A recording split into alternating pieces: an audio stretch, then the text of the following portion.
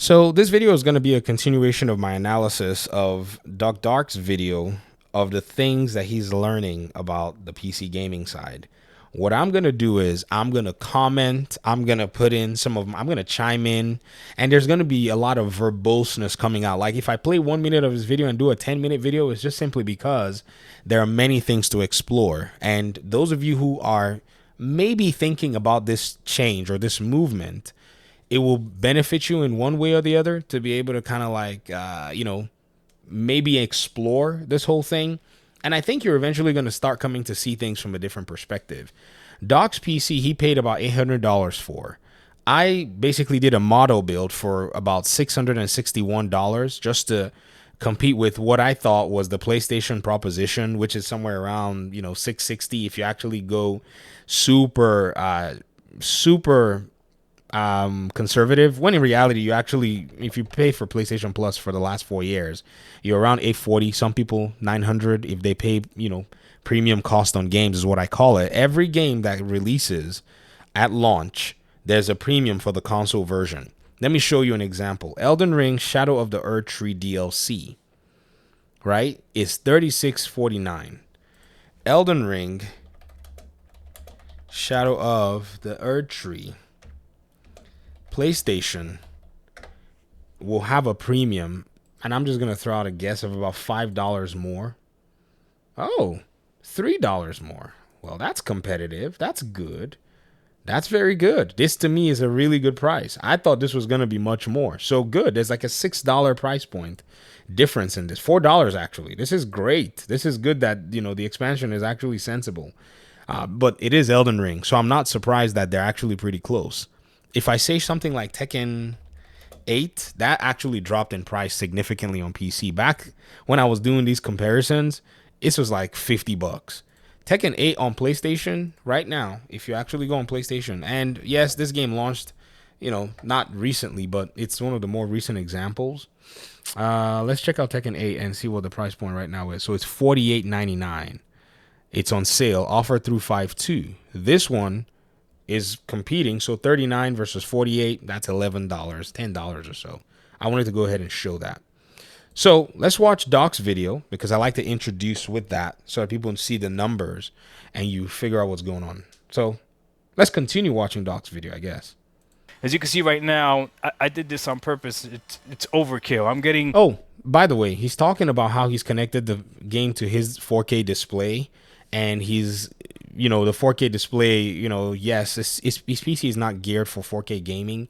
In my last video, I mentioned how he can basically make that upgrade when it's time. Instead of buying the PS5 Pro or whatever, he can sell that GPU for like 150, 200 and spend $200 and be able to basically beat the PS5 Pro with ease, no problem at all, and be able to, play 4K, grapple with most games at 4K, and then everything at 1440. I have the same GPU, so I know its capabilities when it's actually paired up well, especially with a CPU like his. He can basically do that. And so he's talking about like his frame rates, and this is Assassin's Creed Odyssey. This is actually my favorite Assassin's Creed game, which is crazy. I didn't know Doc played this game. 117 average FPS in Assassin's Creed Odyssey right now, okay?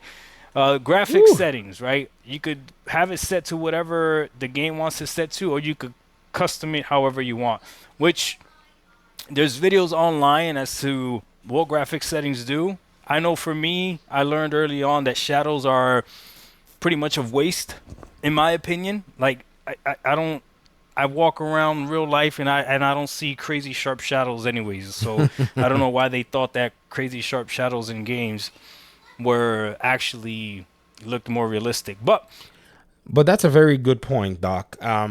And this is something that a lot of gamers do. So when I tell people that I'm still a console gaming aficionado in a sense, they think I'm joking. I don't touch. I hate doing settings. So I'll literally first go in the game. Most games automatically find your settings, and then I'll tweak like one or two things, and then once it's just good enough for me, I'll go away. I'll go start playing. In fact, if it's not good enough for me, I'm just like, I want to play the game. I'm not going to sit here and do settings. So I'll start playing the game and I'll go back and change one or two things and I'll find a good middle ground after a while. But I don't like doing settings, to be very honest with you. something that I really want for you guys to take a look at is your VRAM usage. This is actually a very good tool that a lot of Ubisoft games and many games used to put back in the day. Ubisoft was the one company I know used to do this all the time. They'll show you how much, in terms of, usage that your VRAM is consuming. And this kind of helped you to be able to gauge what you wanted to prioritize. PC gaming had always been a budget endeavor. This is why when people look at the Steam charts, I laugh at people that laugh at PC gamers that game at 1080p. It's like, everyone in the Steam charts is gaming at 1080p. My dude, the frame rates are what matters to you for the most part. And many of those people, all they had to do was beat the PS4 and the Xbox One.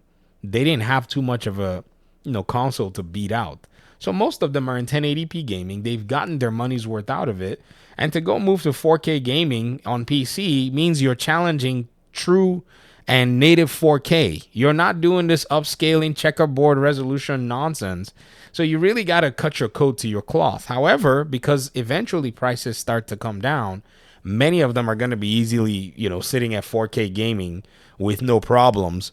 And that laughter is going to eventually, that's why I tell people when people make these jokes like, oh, PC gamers, this, and I'm like, no. You are basically barking against like the most versatile platform that exists. More versatile than mobile, even though mobile is the biggest, PC is just the most versatile and I would say most freeing of all of them. But let me let Doc keep talking.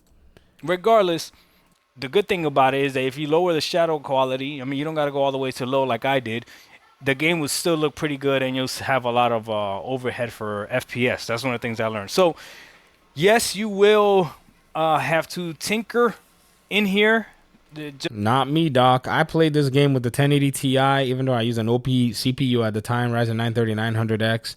I still like the 1080 Ti. I got that one right before we hit the pandemic, and I played it, and I was getting like 40 to 50, 60 in some open world places FPS. But it's crazy though that this GPU is basically half the price I paid for that 1080 Ti, even 3 years after it's launched. And this GPU is smoking the 1080 Ti at the price point that it is. It's wild. Like, it's insane. You know what I mean? Oh, man, this is so cool. So cool to watch. But, I mean, again, it's your choice. I guess I should be fair. It's your choice. If you want to tinker, sure. If not, you could just say, hey, man, give me the best graphic settings for my hardware. And it will usually shoot under. It's weird. It will shoot under in terms of the settings. For the most part, many games, they can detect your graphic settings and shoot under, so that your graphics, your CPU and GPU will basically overpower what the settings they choose for you are. So basically, you'll be doing very well for the most part, except you're using something that it's just not compatible. But again, the Steam database doesn't show that most Steam players are doing it, and many Steam players don't take that survey. I hope you know. I don't know if many of you know. I don't take the survey because I think someone like me will skew it. And I know why. Some of you know why. So let me keep watching. Just to make sure that you get what you want. What else do I turn off? Depth of field. I don't like the blurriness when you have that on. What else? Did I turn off motion blur? Yeah, I think I turned off motion blur. This game doesn't have motion blur, but when the games have motion blur, I turned that off as well. But anyways, regardless, tinkering with the settings to get the high FPS that I wanted, but I want to show you guys something. So this is where I'm at right now. With Fargo, the new virtual assistant from Wells Fargo. I have the overlay here, and you can see at 1080p, you can see the top number of the FPS. I'm getting 124, 120, 18. I don't have VSync on right now because I want all the frames to be pushed to it. If you turn on VSync, it locks it to your 60. TV's hertz. So again, these are all things that I learned just messing around with this stuff, right? The VSync stuff I knew from before because I have a gaming laptop as well. But what I didn't know was the GPU utilization, which right now I'm at 80%, 78%. Typically it goes even higher than that depending on what I'm doing. But I'm not using all those frames anyways. So what I'm going to do is I'm going to go ahead and Number one, turn the VSync on, and I'm gonna turn on FPS limiter to 60 frames because I don't need to use all that power and I don't need all that heat as well on my GPU. And when I do that, what that does is, boom, it dropped the FPS to 60, but now it dropped my GPU utilization to 60, 58, 50. I remember when people gave me flack for doing that. Y'all remember this video where I was doing like the 1440 thing with Gotham Knights and I locked the FPS to 60 and some people were like, well, it's not a true test of the GPU's power for you to lock the FPS. And I was like, nah, homie, I want to play at 60 FPS. I don't see the difference between 60 and 80. And if the thing can do 60, then you're fine.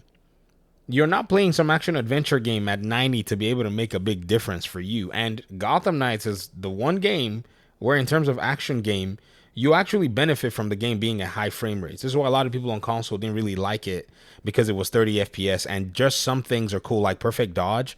It's easier to do on 60 FPS and more consistently than 30 like here. I don't know if this actually has anything of that sort or some of your moves when you do inputs because they use dual inputs.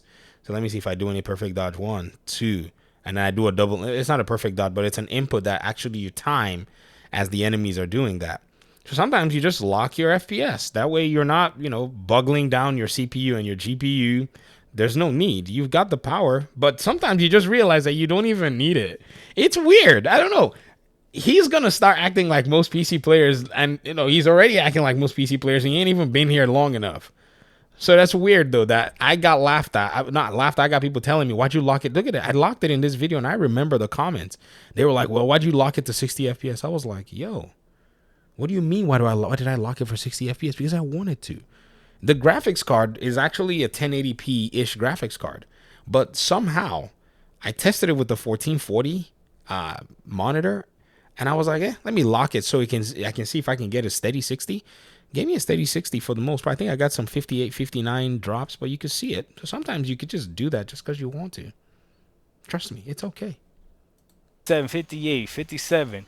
And then my temperature is really, really low right now, right? So, I mean, these again things that hold on. Oh boy. Red Voodoo, find a lion.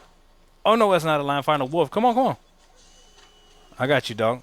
I'll save your life. This is what the game looks like at 1080p. I mean, it looks great. I'm not going to lie. It looks perfectly fine to me. Obviously, at 4K, it's going to look sharper.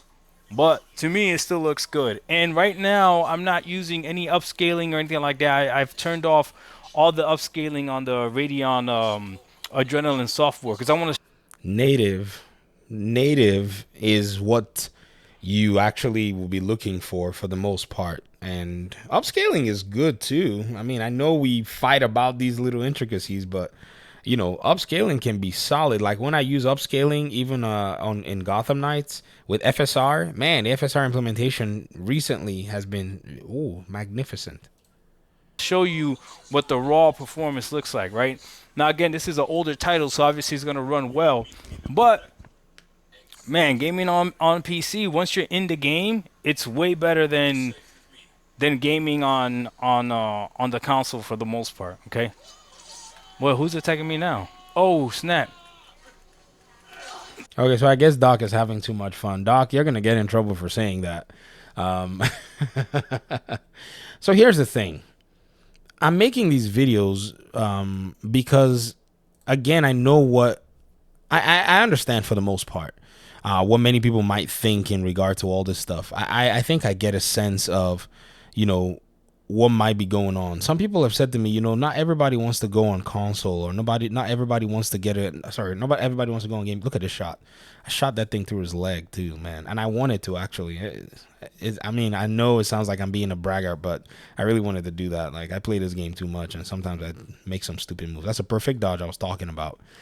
But sometimes I'll hear like people say all this stuff, but the videos are for those who are wanting to make the shift. No one is dogging on anybody who wants to play on a specific platform. It's just that once you are actually on the PC platform and it clicks with you, you will see the benefits. I know some people have said, sometimes you just want to fire up the PC and just play in your living room, and no, this is it right here. It really isn't like it really is very friendly, at the end of the day, to be able to go ahead and do something like this. So let's keep going. Oh, no. Hold on. Okay, he's just fighting here and just I'm enjoying gonna Spartan himself. kick you. There you go. Hold on, I gotta block this. There you go. Oh, by the way, PC gaming, I am gaming on a controller as well because I'm using this in my living room. Right? So, oh my goodness.